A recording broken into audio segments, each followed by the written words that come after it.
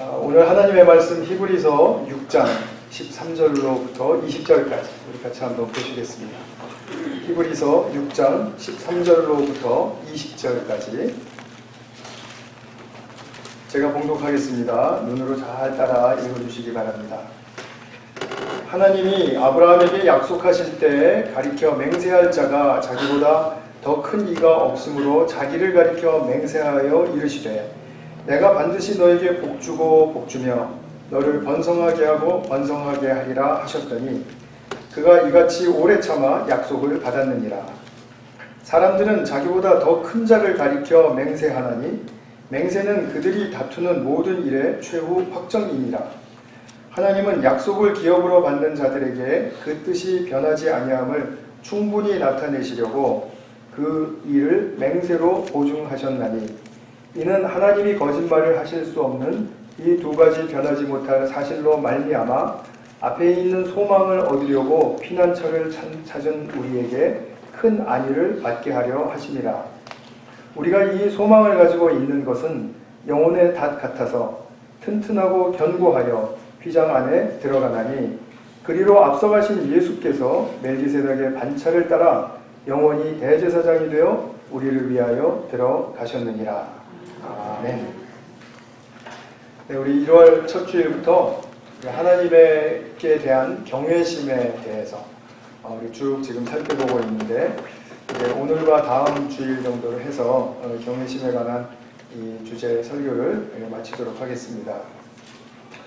2주 전 제가 설교에서는 다윗의 경외심에 대해서 잠깐 언급을 드렸죠.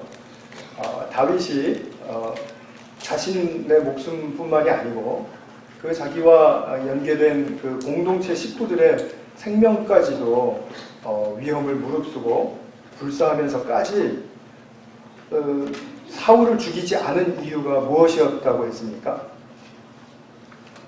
어떤 다른 이유가 아니라 하나님의 뜻을 따르고자 하는, 바로 하나님을 존중하는 그 경외심 때문이었다라고 말씀을 드렸죠.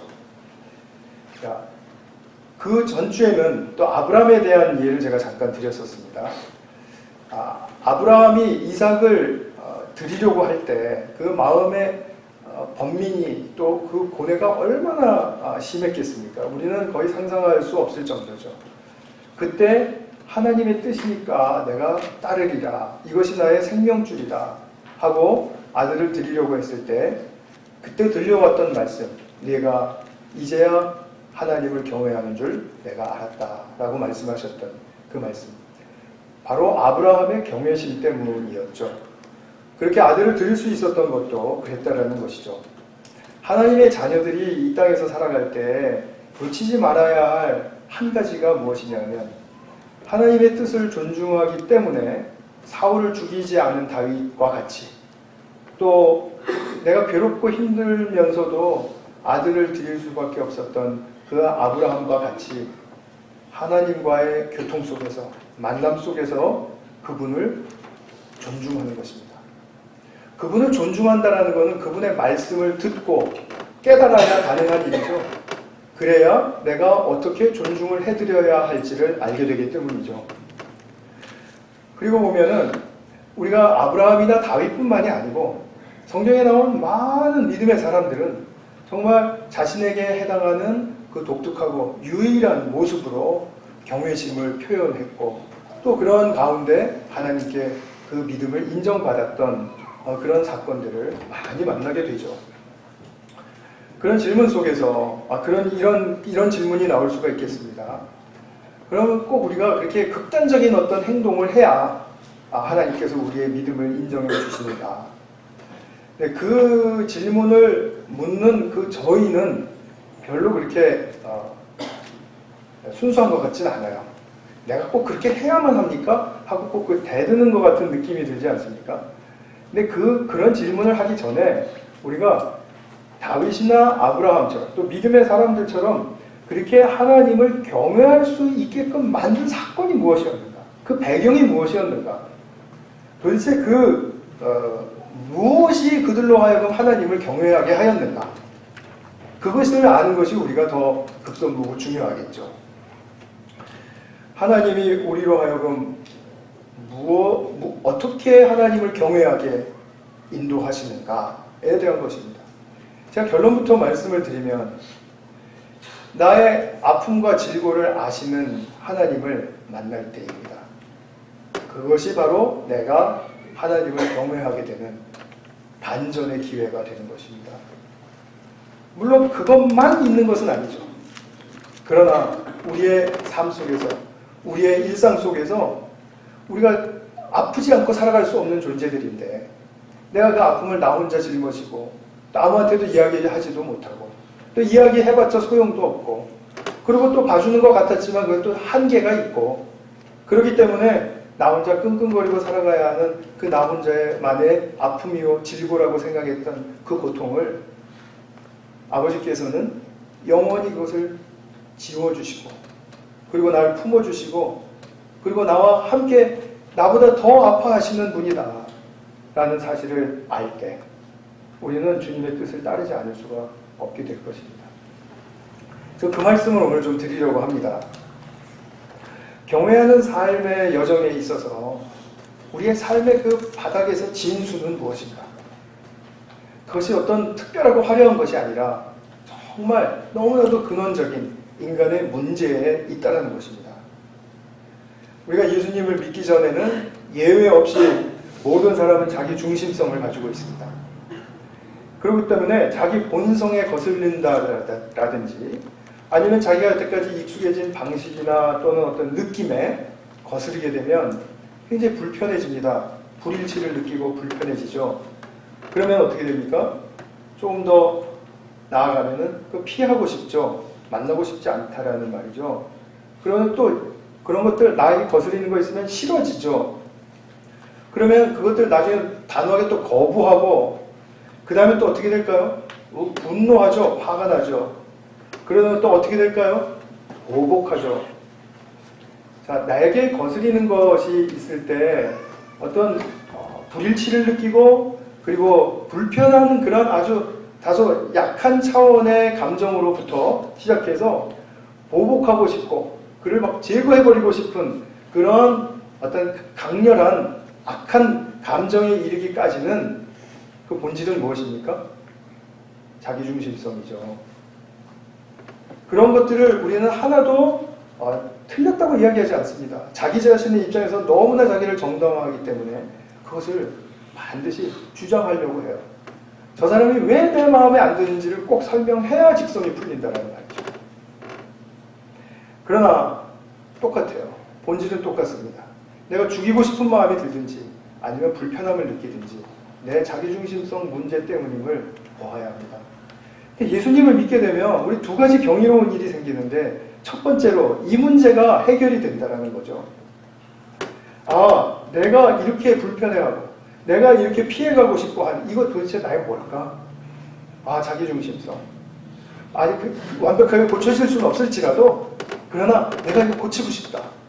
내가 이거 죄인 것을 인정한다. 이런 아주 경이로운 일이 나의 내면에서 일어나게 되죠. 만약에 예수 믿었는데 이런 일이 안 일어나신 분들은 잘 생각해 보시기 바라요. 두 번째로 우리가 경이로운 일을 만나게 되는 것은 무엇이냐면 우리는 아직도 죄의 탄성이 있습니다. 그리고 아직도 우리의 영혼의 눈은 어둡습니다. 그럼에도 불구하고 주님께서는 끊임없이 나를 찾아오신다는 거죠. 그리고 나로 하여금 장차 주실 축복의 약속을 계속해서 강조하시고 말씀하시고 약속하시면서까지 소망과 기대를 갖도록 나를 그토록 설득하시는 주님의 집요함을 만나게 됩니다. 주님의 열정을 만나게 된다는 겁니다. 이런 주님의 열정 만나십니까? 도대체 생각해보면 그렇게 생각해요. 오늘도 나와 함께 하시고 오늘도 예배 불러주시고 또 나는 그냥 그렇게 했는데 어떻게 하다 이렇게 예배를 왔다 손 치더라도 하나님이 나의 뭘 도대체 어떻게 하시려고 나를 이렇게 불러주시는가? 그것에 대한 궁금증이 생기지 않으십니까? 도대체 나를 어떻게 세우시려고, 나를 무엇을 궁극적으로 축복하시려고 이렇게 나를 불러주시는가에 대해서 포기하지 않으시는 주님, 그 주님을 만나게 됩니다. 그러니까 주이면 우리가 구원받고 주님의 자녀가 되면 자기 죄를 인정하고 또 보면서 성화되는 것. 그죠? 그리고 그런데 그것이 단순히 고쳐지는 수준에서 끝나지가 않고, 그래서 내가 성화되는 어떤 수준에서 끝나지가 않고 상상치도 못할 것을 우리에게 주시겠다고 하는 그 유업을 상속하라고 하시는 그 주님의 집념, 그것을 만나게 된다는 것입니다. 그 주님의 집념 앞에 우리는 늘 설득당하고 그리고 무릎 꿇고 고개를 조아릴 수밖에 없는 존재들이다라는 사실을 우리는 때때로 경험하곤 할 것입니다. 이렇게 집요하게 찾아오시고 우리를 설득하신다는 이 주님의 약속하시는, 또 오늘 본문의 말씀대로 맹세하시는 이 유업의 풍성함, 이것을 강조하기 위한 책이 신약성경에서 히브리서입니다. 이 히브리서는 정말 하나님께서 우리에게 주신 유업과 상이 얼마나 큰지를 계속해서 면면히 강조해 줍니다. 그래서 히브리서를 보게 되면 영어로 하면 더라는 말이 굉장히 많이 나와요. 더 좋은 것, 더 나은 것, 심지어는 더 좋은 부활, 큰 구원, 더욱 이런 말. 히브리서에는 정말 그런 말들이 알알이 박혀 있습니다. 히브리서 저자가 우리에게 강조하고 싶은 어떤 메시지가 분명히 있기 때문이죠. 그것을 위해서 오늘 본문에 맹세하시는 하나님을 소개하고 있는 것입니다. 그러면서 주님은 우리를 계속해서 집념을 가지고 만나시면서 내가 주님을 인정해 드릴 때마다 자, 나가서 더 싸워라. 믿음의 싸움을 싸워야 한다. 열정을 가지고 승리하라. 라는 그 믿음의 싸움을 굉장히 격려하십니다. 우리에게 있어서 이 믿음의 동기부여, 믿음의 싸움의 동기부여는 어디에 있을까요? 주님과 삶의 어떤 지점에서 깊은 가치 있는 정말 맞닥뜨리는 주님과의 만남이 있을 때 그 믿음의 싸움이 동기부여가 됩니다. 그런 동기부여 없이는 믿음의 싸움을 싸울 수 없습니다. 그냥 우리는 주저앉아 있을 뿐이죠. 뒤로 물러나 침륜에 빠지는 연약한 무릎을 가진 자들, 그 상태로밖에는 머물 수가 없는 것이죠. 그런데 주님과 만날 때 정말 그 맞닥뜨리는 그 만남이 어디에서 일어나느냐라는 것입니다. 어디에서? 나의 삶의 어떠한 상황 속에서 그 주님과의 만남이 일어나면 내가 이 믿음의 싸움의 동기를 얻게 될까요? 그것은 앞서 말씀드린 것처럼 나의 고통과 아픔과 질고를 어디에도 내려놓지 못하고 나 혼자 끙끙거리고 있을 때 내가 너보다 더 아파 하고 찾아오시는 예수님 만날 때, 그때 나의 아픔을 나 대신 당해 주셨을 뿐만 아니라 지금도 그렇게 당하고 계시고 기꺼이 그것을 지어주고 계시겠다라는 그런 주님을 만날 때 우리는 주님을 향한 경외심이 되지 않을 수가 없습니다. 그러니까 주님을 경외해야 한다라고 제가 말씀을 드릴 때 이게 얼마나 막연할 수 있는 말인지 제가 압니다. 그래서 오늘 말씀을 통해서 이것에 대한 구체적인 좀 가이드가 우리에게 주어질 수 있기를 바랍니다. 예를 들면 이런 것이죠. 가정에 부모와 자녀가 있었습니다. 근데 어떤 한 자녀가 몸이 굉장히 약해요. 그래서 자기 인생에 중대한 일이 닥치면 두려움이 앞서고 그리고 또 더 아프고 그래서 더 병치를 해야 되고 하느라고 자기 앞길을 헤쳐나가지 못합니다. 그가 자기가 실패자라는 느낌 때문에 너무나 아파하고 고통스러워할 때 그런 자기 아픔을 알아주는 엄마나 아빠나 형제나 자매가 있다면 그리고 그것을 나와 함께 더 아파해 준다면 그 가족에게 어떤 축복이 일어날까요? 무슨 결과가 좋은 일이 생기는 것이 아니라 그 가족에게는 통합니다. 교통이 일어납니다. 그 아픔을 나누는 가운데 아파하는 가운데 교통하게 된다는 것입니다.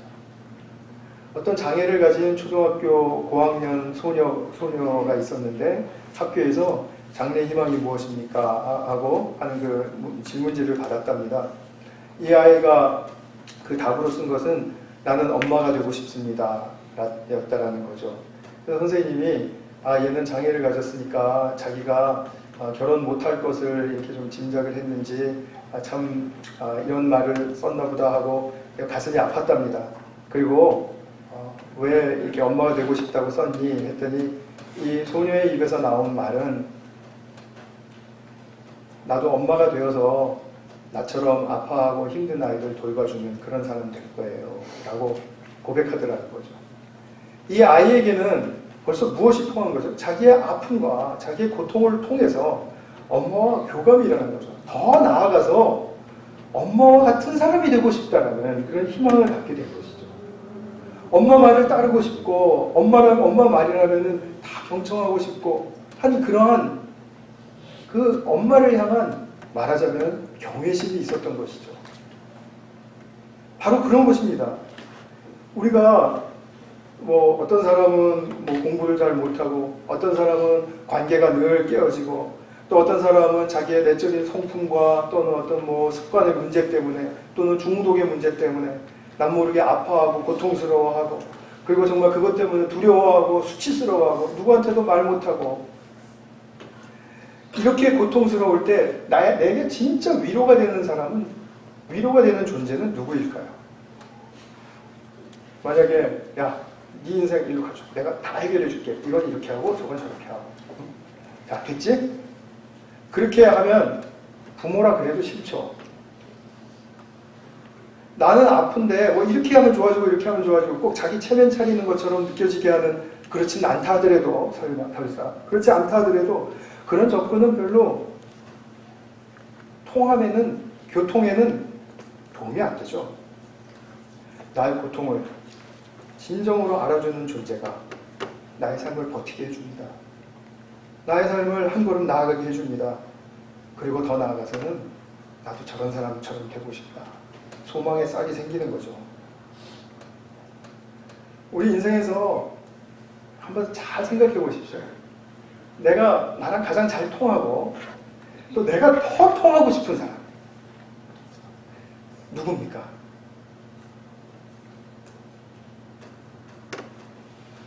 나의 아픔을 알아주는 사람 아닙니까? 날 이해해주는 사람 아닌가요? 그리고 나보다 더 아파하는 사람 아닌가요? 정말 그와 함께라면 영원히 함께하고 싶은 그런 존재가 우리에게 있을 수 있죠. 바로 그것입니다. 근데 성경에 보면 이렇게 자기의 아픔과 고통과 질고를 그냥 혼자 끙끙거리지 않고 또 그렇다고 해서 누구 뭐 탓하거나 뭐 환경 탓하거나 뭐 그러지도 않고 오직 하나님께로 향했던 그런 사람들에 대한 그런 표현이 많이 나오는 것을 보게 됩니다. 특별히 시편과 선지서에서 많이 보게 되는데 제가 스크린에 한번 올려봐 주시죠. 네, 저거 지금 모자랍니다. 칸이 모자라서 다 못 적은 건데요. 가난한 자, 공핍한 자, 곤고한 자, 겸손한 자, 정직한 자, 의지하는 자, 신뢰하는 자, 주님을 사정적으로 너무 많이 나온다. 마음이 상한 자. 이 단어는 우리가 다 이해하기 너무 쉬운 단어들이지 않습니까? 그러나 성경의 문맥을 통해서 우리가 보게 되면 이들은 하나님이 굉장히 가까이 하셨던 사람들임을 우리가 알 수가 있습니다. 하나님이 왜 이들을 더 가까이 하셨을까? 하나님의 생명의 비밀을 왜 이들에게 더 열어주기를 원하셨고 이들과 함께 하기를 원하셨을까? 이들은 삶이 어려웠던 사람들입니다. 어쨌든 간에 내적으로든지 외적으로든지 조건적으로든지 하여튼 어려웠던 사람들입니다. 경제력이 약할 수도 있고 건강이 약할 수도 있고 고난과 위기가 닥칠 수도 있고 자기의 내적 문제가 심각한 사람들일 수도 있습니다. 다 아프고 고통스러웠던 사람들입니다. 우리와 같은 사람들입니다. 그런데 이들은 누구도 탓하지 않고 하나님을 바라보는 사람들이었다는 것입니다. 하나님을 신통맞게 바라보는 것이 아니라 하나님을 경외하는 사람들이었다는 것입니다. 내가 내 이 문제 하나님께서 이 문제를 다 알고 계시기 때문에 내가 주님 외에는 이것을 어디다 내놓을 데가 없습니다. 하고 고백할 수밖에 없었던 사람들. 그런 사람들이었다는 거죠. 오늘 집에 돌아가시면은 시편 1편부터 20편까지만 이게 한 편마다 짧습니다. 그러니까 한번 천천히 읽으셔도 20분에서 30분이면 다 읽으실 수 있을 거예요. 그러면 거기서 가난한 자, 궁핍한 자, 곤고한 자 등등 이렇게 말씀 나오는 그 부분에 하이라이트를 하시면서 그 문맥을 한번 살펴보세요. 하나님께서 이들을 어떻게 돌보시고 어떻게 가까이 하기를 원하시고 어떤 마음을 가지고 계시고 이런 것을 시인이 잘 표현해 왔는지. 누가복음 4장 18절에 보면 예수님께서 이제 자신의 공생애를 처음 시작하시면서 하나님 나라를 선포하시는 대목이 나옵니다. 다른 복음서에서는 하나님 나라가 가까웠느니라 회개하라 이렇게 말씀을 하셨는데, 지금 누가복음에서는, 마가복음, 마태복음에서는 그랬는데 누가복음에서는 이렇게 말씀하세요. 주의 성령이 내게 임하셨으니 내가 가난한 자에게 복음을 전하게 하시려고, 가난한 자에게 복음을 전하게 하시려고. 아마 이 가난한 자라는 말을 그냥 슬쩍 넘어가셨을지 모르겠습니다. 그러나 어떠한 가난한 자인지 제가 지금 설명을 드리고 있는 것입니다. 이 말씀은 이사야서 61장 1절에서 인용된 예수님의 말씀이세요. 그러니까 구약시대부터 가난한 자에 대한 개념이 있었다는 얘기죠. 그리고 그 가난한 자들에 대한 이사야를 통한 약속이 먼저 선포되었었습니다. 그런데 그 약속이 예수님의 사역으로 말미암아 이제 성취된다라는 것을 선포하시는 말씀이죠. 그러니까 누구를 위한 복음?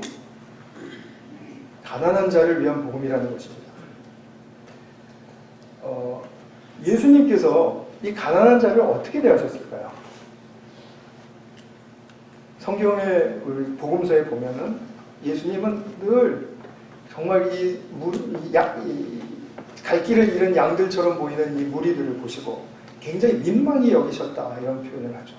굉장히 불쌍히 여기셨다는 뜻입니다.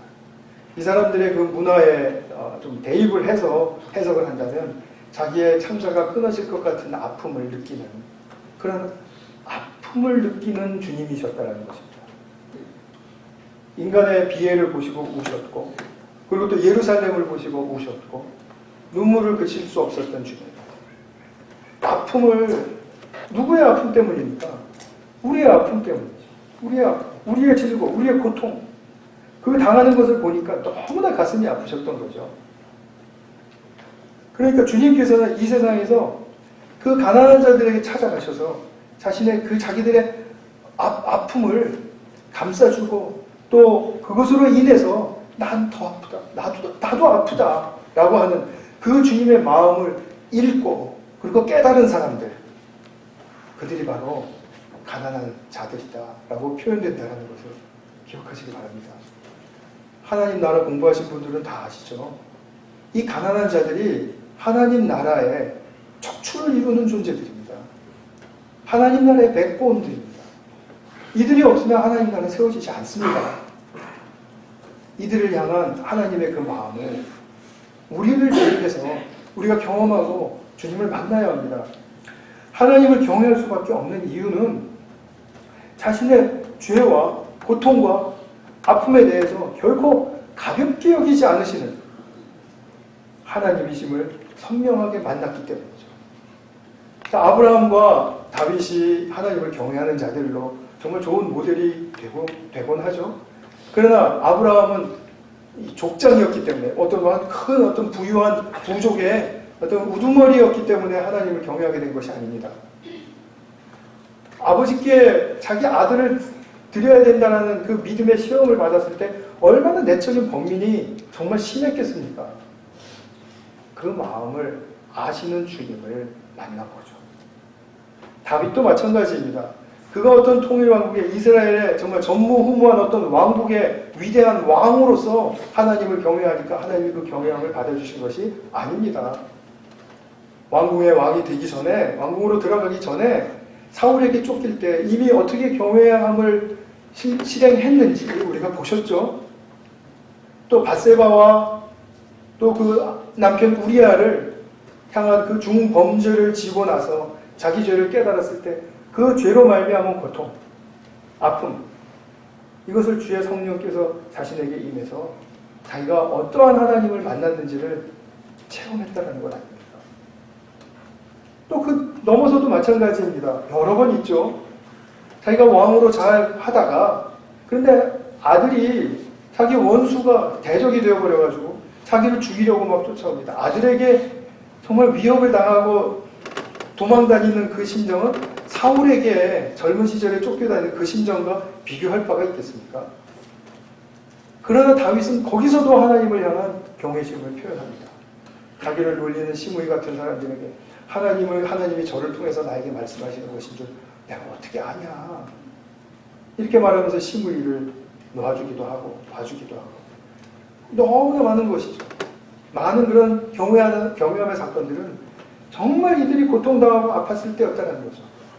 나의 그 아픔에 공명하시는 하나님, 그 하나님을 만났을 때 바로 그들은 거기서 안위를 얻고 내 결과가 좋아지지 않고 비록 쫓겨다니고 그리고 내가 이렇게 인생을 마친다 할지라도 그래도 내 입술을 통해서는 하나님을 찬양할 수 있는 그 경외심은 바로 그런 하나님을 만났기 때문이라는 것입니다.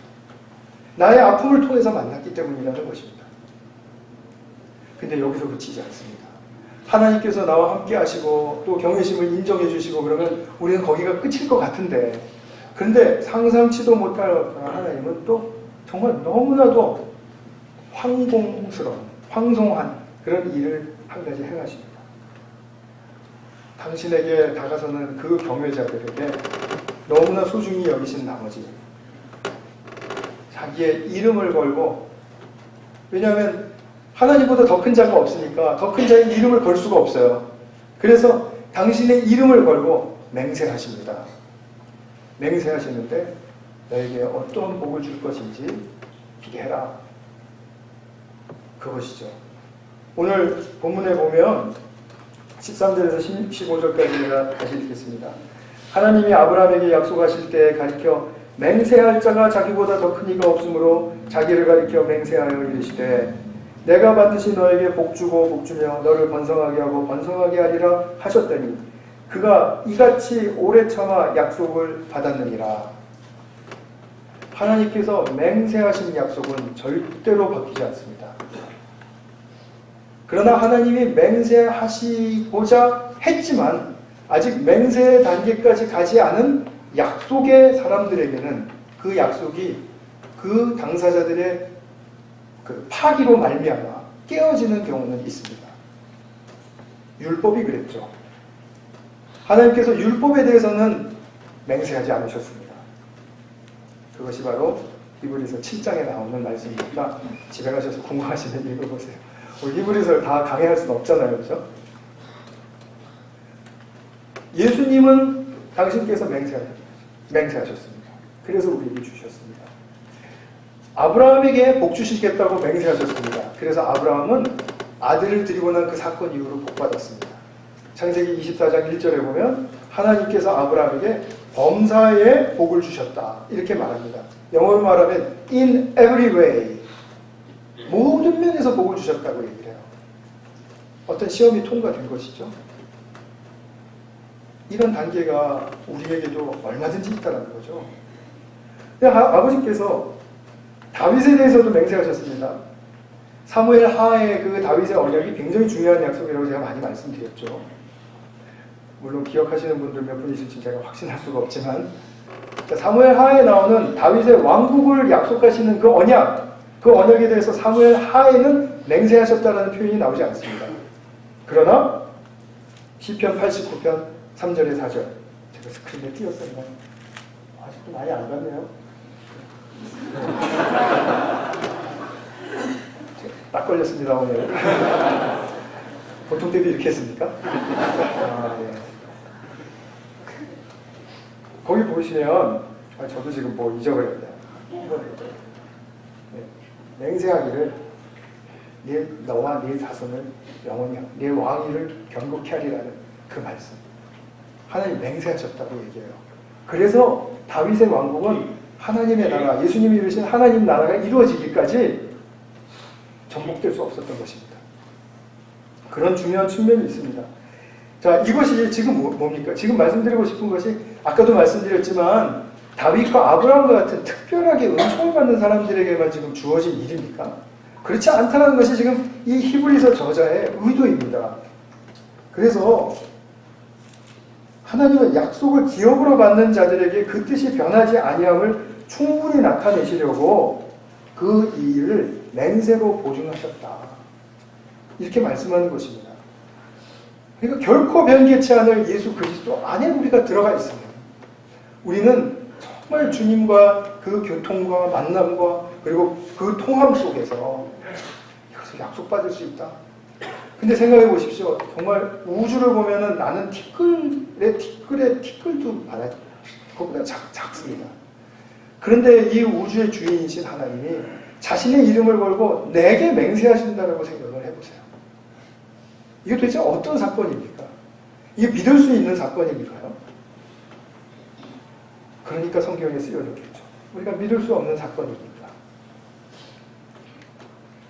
우리가 고난과 아픔 속에 있는 자들이라면 그것이 바로 기회입니다. 하나님께로 나갈 수 있는 기회이죠. 나의 아픔을 나누는 아버지께 드리는 고백과 순종을 확인하시면 결코 헛되지 않으시는 그 큰 안위를 받게 하신다. 이런 하나님을 성경은 약속하는 것입니다. 어떤 특징을 가진 경외자들이 되어야 될까요? 네. 하나님과 가장 잘 통하는 성도는 자신의 아픔을 품어주시는 하나님을 만나는 자들입니다. 이들에게 하나님에 대한 확신뿐만 아니라 존중과 순종, 그리고 앞으로 그 헌신의 삶은 자기가 해야 할 어떤 의무의 수준을 훨씬 넘어서는 것이죠. 사람은 함께 기뻐하면, 어떤 사건으로 말미암아 축하할 일로 말미암아 함께 기뻐하면 며칠 갈 수 있고 또 몇 주일 갈 수 있습니다. 그런데 함께 아픔을 나누고 통한 그 존재는 내게 평생 잊을 수가 없습니다. 저희 집사람이 가끔가다 얘기합니다.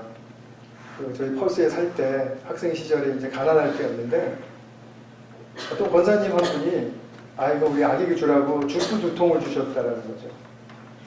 근데 학생 때는 주스 2통을 살 여력은 없잖아요. 한 통 사죠.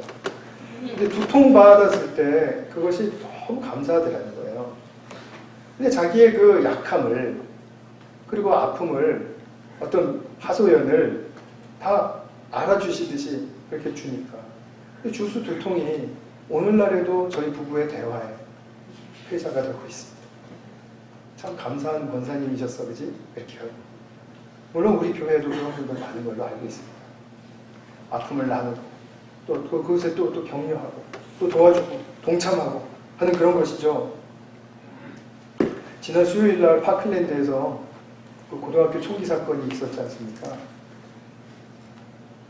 그래서 너무 마음이 아팠어요. 우리 교회 출신인 그 한동호, 박혜원 집사 가정에 두 딸이 바로 그 고등학교 다니고 있었는데 작은 딸은 이제 일단 빌딩 밖을 나와서 어디론가 가고 있었고 그리고 큰 딸은 학교에 있었는데 선생님들이 다 그 클로셋에 숨으라 그래가지고 그 클로셋에 들어가서 1시간 있었답니다. 그 깜깜한데 얼마나 무섭고 힘들었겠습니까? 정말 저도 들으면서 막 가슴이 벌렁벌렁하고 막 너무 이제 고통스러웠어요. 이 총기가 문제지 않습니까? 그래서 제가 어떤 젊은 형제와 내가 얘기를 나눴습니다. 그 총기 사건에 대해서 어떻게 생각하냐? 이 사람이 하는 얘기가. 나는 뭐 모르겠어요. 왜냐하면 내가 할 수 있는 게 아무것도 없어요. 제가 속에서 우라가 치밀어 올라가지고요. 그 다음엔 얘기 안 하겠습니다. 너보러 뭘 하라는 게 아니야. 아파하란 말이야. 그 메시지를 제가 조금 전했습니다. 나중에 저 그렇게 뭐 무감각하고 그런 사람 아닙니다. 뭐 그런 거 하더라고요. 아직도 화가 나요. 그 생각. 우리가 아파할 수 있는 것이 얼마나 주님 앞에서 할 수 있는 고귀한 일이고 그것을 감당해 주시는 그 주님을 만났다면 우리가 그런 말 나올 수 없죠. 제 생각은 그렇습니다. 근데 어쩌자고 내가 총기 사건에서 뭘 할 수 있어요? 할 수 있는 게 아무것도 없어요. 제가 더 심한 말을 해줬어야 되는데 하는 생각이 들기도 합니다. 성경에는 하나님께서 우리를 향해서 애절한 마음을 품고 계신 그 표현을 많이 만나게 되는데 그 중에 하나가 너는 나의 이름이 되지 않았다. 나는 너를 기억한다. 나는 아주 아주 소중한 말씀입니다. 성경에서 기억한다는 말 너무 중요한 표현이라고 제가 말씀드렸잖아요. 기억한다는 거는 그 존재를 기억한다는 뜻입니다. 너의 뭐 네가 잘하고 못하고 뭐 너의 조건이 어떻고 그런 거 아니라 너의 존재를 기억한다. 아파할 때 내게 토로하는 너의 존재를 내가 기억한다. 그런 뜻입니다. 그토록 고통스러웠던 죄의 아픔을 당신이 함께 당하면서 아파하셨기 때문에 우리를 잊으실 수가 없는 것입니다. 흐느끼던 눈물을 같이 흘려주셨기 때문에 우리를 잊으실 수가 없는 것입니다. 이 세상에 아픔 없는 사람 없지 않습니까? 아픔 없는 삶의 자리도 없지 않습니까? 우리는 다 아파합니다. 그런데 진짜 친구는 이 아픔의 자리에서 태어납니다. 나의 아픔에 동참해 줄 때. 그래서 예수님이 이런 말씀하셨던 걸 기억하시죠? 친구를 위해서 자기 목숨을 버리면 이보다 더 큰 사랑이 없다. 예수님이 그냥 뭐 우리를 그냥 뭐 사랑하니까 내가 죽어줄게 이러신 거 아니죠. 우리의 아픔과 고통이 얼마나 큰 줄 아셨기 때문에 그 아픔 당할 때마다 그래 내가 죽는 것이다. 이렇게 하셨던 것 아닙니까? 그러니까 사랑함으로 그의 아픔을 나의 아픔으로 품고 느끼기 때문에 그를 위해서 죽으실 수 있었던 주님, 그 주님을 우리가 다시 또 만나고 안다면 그럼 우리는 어떤 사람이 되어야 될까요? 다른 사람의 아픔에 동참하는 사람이 되어야 되겠죠. 그럴 수밖에 없다라는 것을 알게 되겠죠. 이거 다른 사람의 아픔을 억지로 또 참여하고 뭐 이렇게 하려면 그것처럼 또 곤욕이 없을 것입니다. 그러나 경외하는 자들의 특징은 무엇입니까? 아파하는 사람들입니다. 그것도 주님은 우리에게 약한 자로 오셨습니다. 약한 자로 사시기를 선택하셨기 때문에 약한 자로 우리와 함께 사셨습니다. 그리고 세상을 아파하시고 우리를 아파하시고 나를 아파하시고 아니 그 주님의 아픔을 우리가 함께 또 다시 느낀다면 그러면은 우리는 무엇을 발견할 수 있습니까? 우리의 구원은 강함에 있는 것이 아니다. 약함 속에서 아파하는 가운데 있는 것이다. 아실 수 있죠. 이 약함 속에 구원의 여명이 열리는 것이고 더 나아가서는 큰 안위의 소망이 열리는 것이죠. 그래서 경외하는 자들에게는 이 땅에서 얻는 것이 없고 이 땅에서 가난하고 궁핍하고 곤고하고 비천해도 주님을 바라보는 그 한 가지 생명줄 때문에 그 하나 때문에 우리의 삶은 큰 안위로 축복받는다 라는 사실을 성경은 말해주고 싶은 것이죠. 말씀을 맺겠습니다. 21세기에 우리 이곳의 개인스길에 한 공동체를 이루어서 지체가 되어서 이룰 수 있는 영광의 자리는 어디일까요? 내 옆에 지체들의 아픔에 동참하는 것입니다.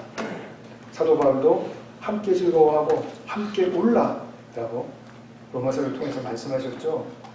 그것이 바로 약속을 기업으로 받는 사람, 하나님을 경외하는 사람으로 주님이 맹세로 세우시는 자가 되는 것입니다.